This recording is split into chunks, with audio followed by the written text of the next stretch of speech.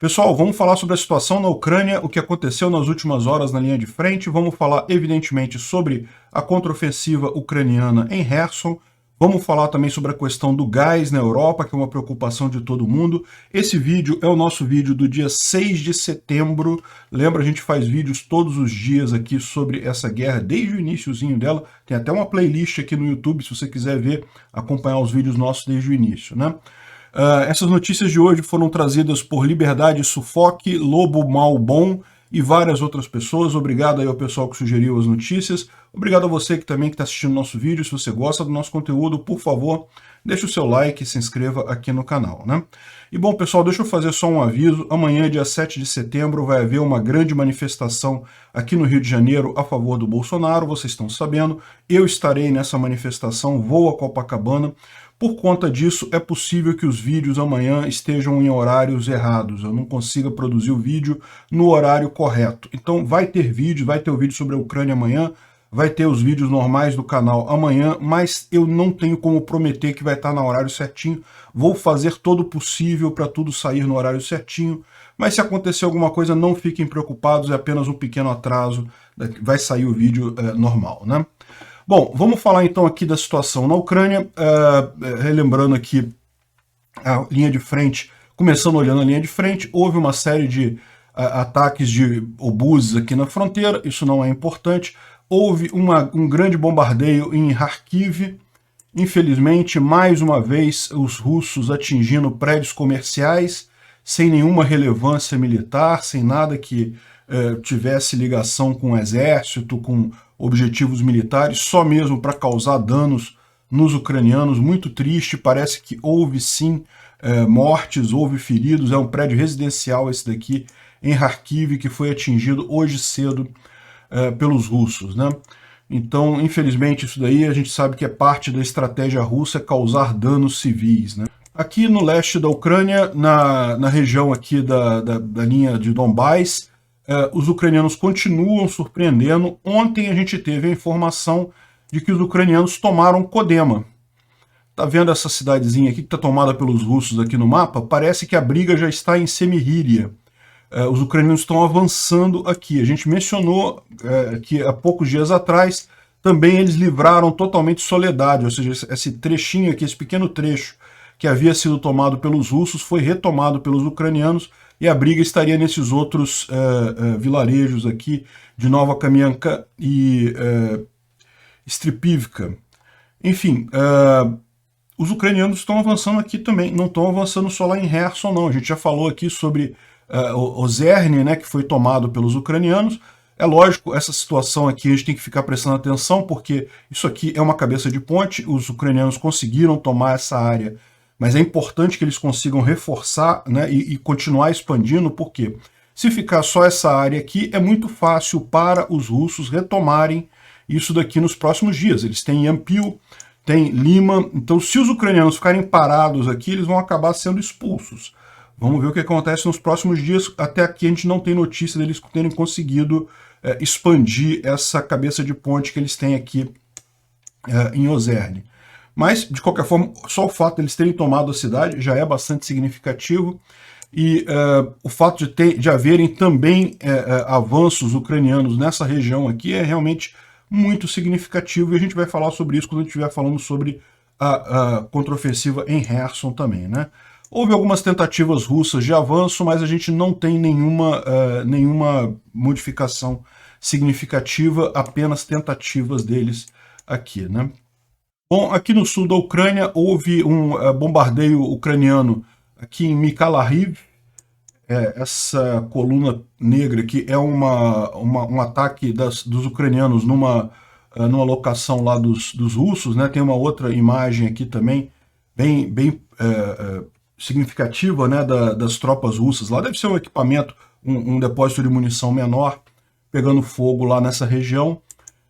Também aqui em Kherson a gente tem algumas imagens impressionantes. Nova Kakhovka, mais uma... não, desculpa, aqui é Tomina Balka. Tomina Balka é essa região aqui que está sendo atacada pelos ucranianos. Mais um local de munição, um depósito de munição que está sendo atacado aqui. Na verdade, segundo o pessoal, teve ataques em todas essas cidades aqui essa noite, né? Deixa eu tirar minha cabeça aqui para vocês verem as outras.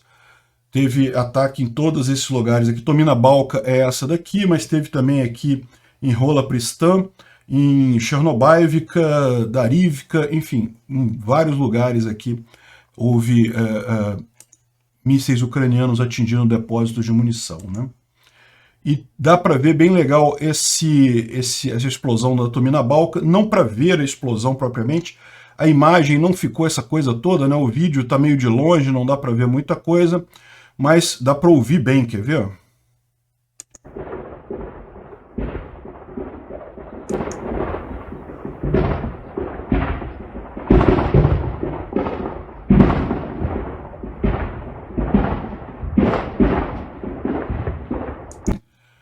Claramente um depósito de munição explodindo, né, as detonações secundárias ali no depósito. Mais um passo aí na estratégia ucraniana de destruir os depósitos de munição, destruir a logística russa na retaguarda.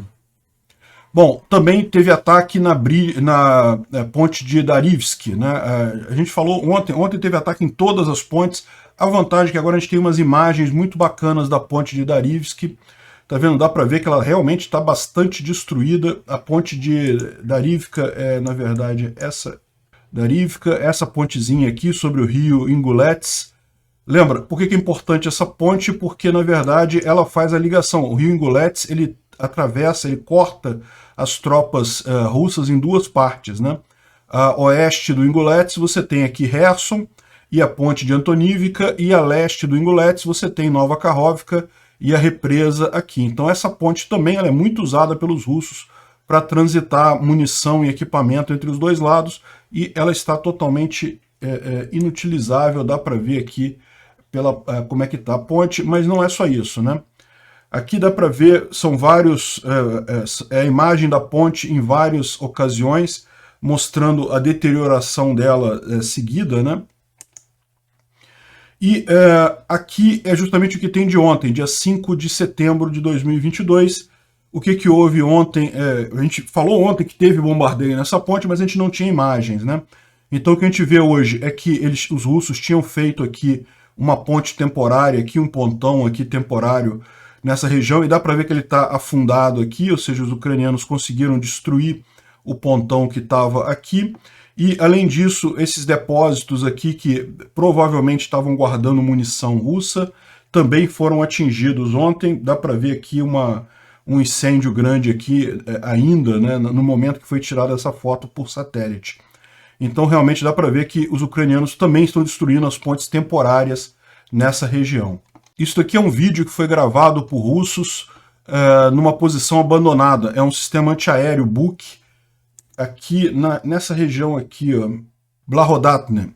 Os ucranianos atingiram essa região e destruíram o sistema antiaéreo dos russos que tinham aqui. Os próprios russos gravaram esse vídeo mostrando a destruição completa lá do equipamento deles. A gente agradece ao russo que fez a reportagem para a gente ficar sabendo que realmente foi tudo destruído ali do sistema antiaéreo que eles tinham lá. Um sistema antiaéreo moderno, então, enfim. Parece que a destruição foi bem grande na região ali onde isso foi feito, né?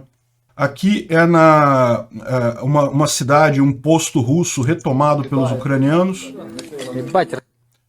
Isso daqui é Oline, essa cidade pequena aqui, é onde a gente está vendo aqui os ucranianos revirando ali o que tinha de material neste posto russo que foi retomado pelos ucranianos, né? E aqui em Arkhangelsk, que também é próximo aqui, ó, é essa cidade aqui, que também, aqui no mapa, ela ainda aparece como dominada pelos russos, mas eu já falei para vocês, ela já foi retomada pelos ucranianos, e aqui tem a imagem justamente dos ucranianos andando calmamente na cidade, coisa e tal. Então, aparentemente, realmente, está confirmado que Arkhangelsk está nas mãos dos ucranianos, a cidade, né? Esse vídeo que foi liberado de ontem para hoje. Ou seja, além do que a gente já vê de avanço aqui, teve mais cidades liberadas aqui no norte também.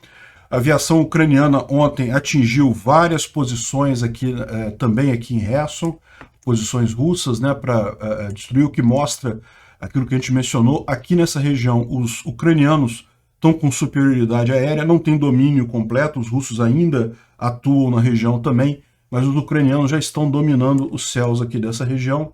E teve também um outro lugar aqui que eles corrigiram neste momento. Quando eu carreguei esse mapa originalmente, Kostromka estava ainda mostrando como russa essa região aqui, mas como eu falei para vocês, ela já foi tomada pelos ucranianos e a gente tem aqui a confirmação. Brukinsk parece que havia sido tomada pelos ucranianos, os russos retomaram ela. Não dá para saber exatamente em mão de quem que está Brukinsk neste momento. E lembrando que é uma cidade muito importante justamente porque está nessa rota aqui T-2207, né? Bom, é interessante essa visão aqui sobre como é que está, do ponto de vista estratégico, esse avanço ucraniano em Kherson, justamente porque é impressionante como funcionou a estratégia ucraniana, né?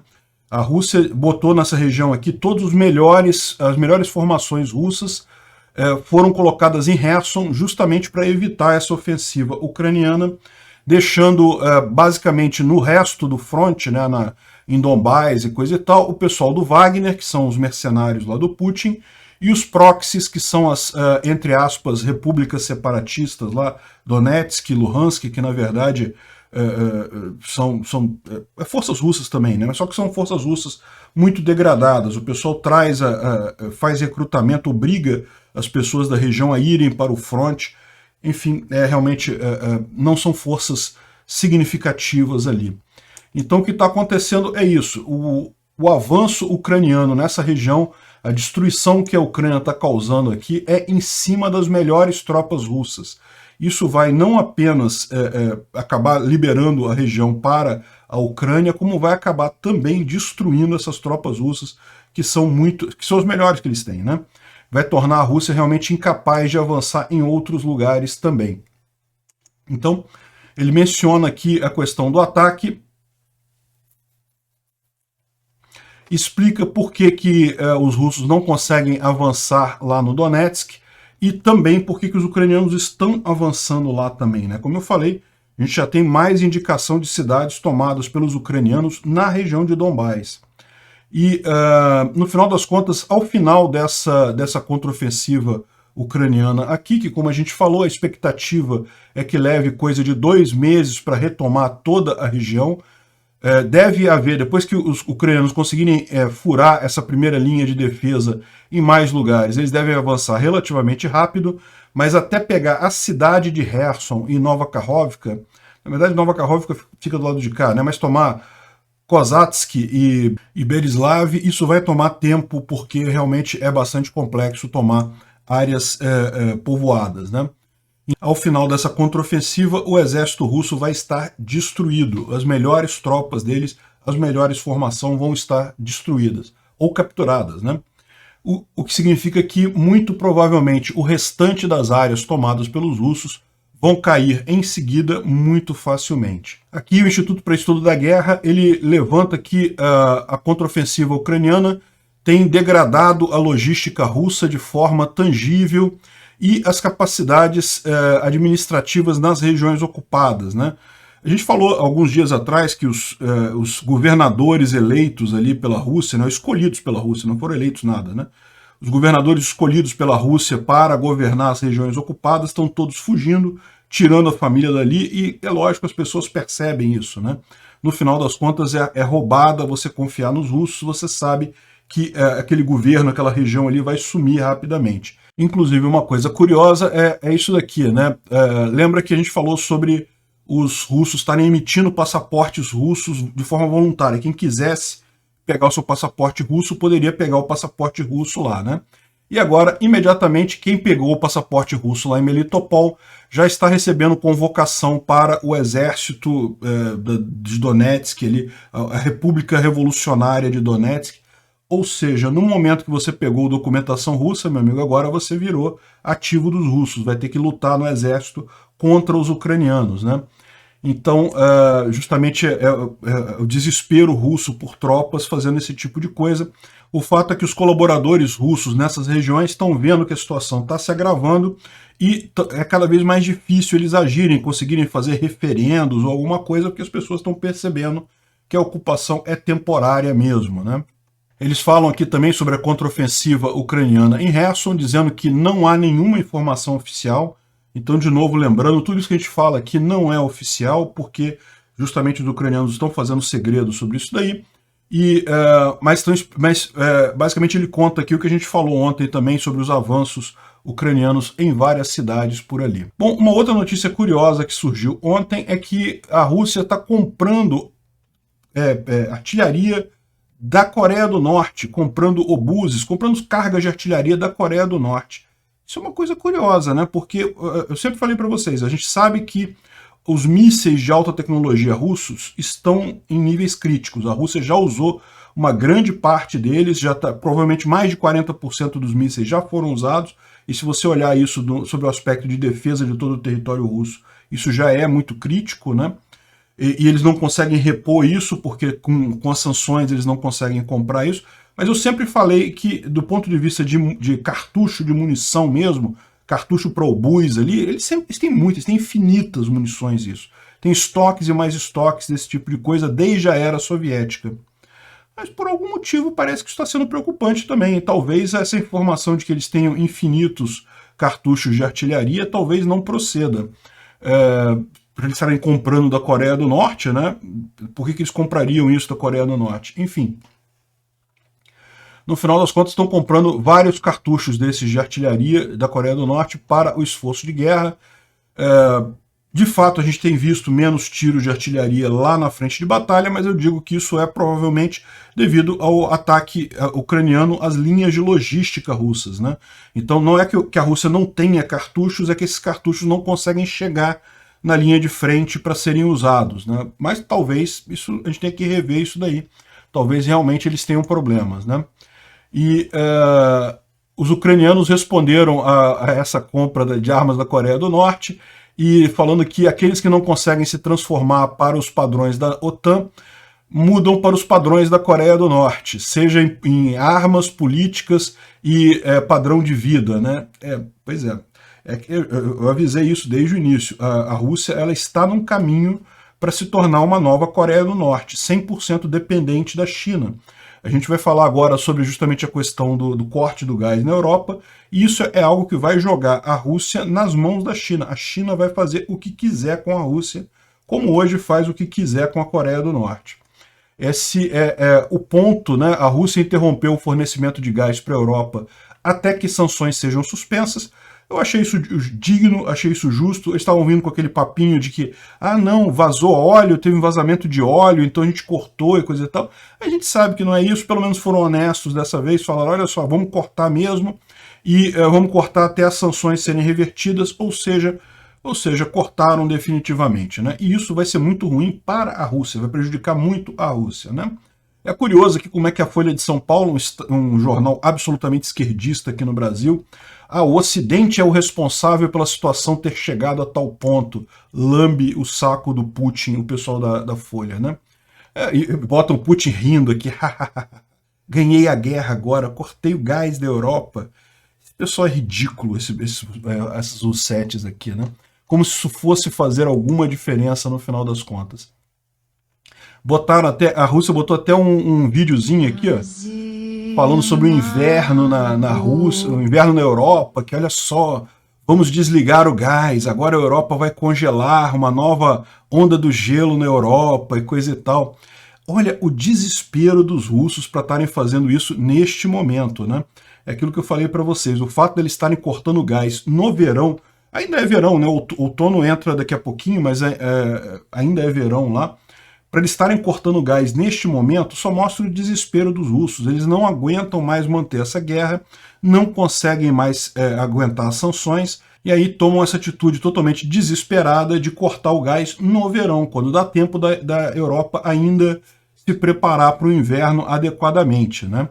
O que a gente está vendo acontecer aqui é um grande esforço de marketing da Rússia, de propaganda da Rússia, de tentar convencer os europeus que não, que é uma tragédia completa e coisa e tal, que vai todo mundo congelar no inverno e que tem que acabar com as sanções e coisa e tal contra a Rússia, mas isso não tem chance de dar certo, isso daí é muito pouco provável que aconteça isso.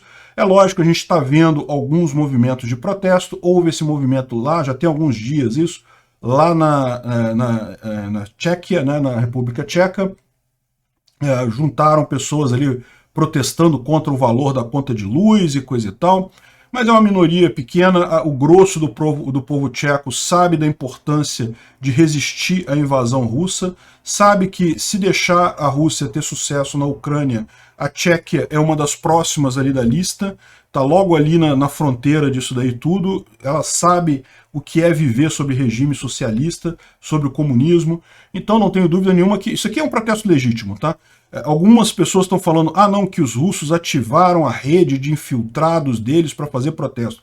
Eu não acredito nisso.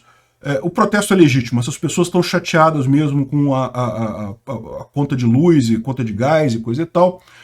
É lógico, não deixa de ter um esforço de propaganda em cima disso. É o que a Rússia está fazendo agora. Vai intensificar nos próximos dias. Vai querer dizer, tentar convencer vários grupos na Europa a protestar contra os governos. E vão haver alguns protestos, não tenha dúvida. Eu acho que não vai ter diferença nenhuma no final das contas, pelo motivo simples de que esse tipo de colocação da Rússia deixa clara o problema dele, né? Se as sanções não estão funcionando, como dizem algumas russetes, então por que a Rússia está parando o gás até acabarem as sanções? Que diferença faz, no final das contas, isso daí, não é mesmo? E o fato é que a gente sabe que isso não vai ter grandes problemas, tá? Esse gráfico aqui é um gráfico que eu peguei do Joe Blogs, um canal que fala sobre economia e que tem falado sobre essa questão do gás na Europa, né? Então, repara, o que é esse gráfico aqui, né? Como eu falei para vocês, as reservas de gás da Europa, elas já estão perto de, já passaram de 80%, devem fechar o ano em 90%, que é a previsão normal de todo ano de acontecer esse tipo de coisa, então a Europa deve passar pelo inverno sem problemas. Mas aí algumas pessoas falam assim, não, mas as reservas são pequenas, essas reservas sem o bombeamento de gás russo não consegue dar em nada. Isso é falso. Sim, as reservas são significativas, todo país tem essas reservas.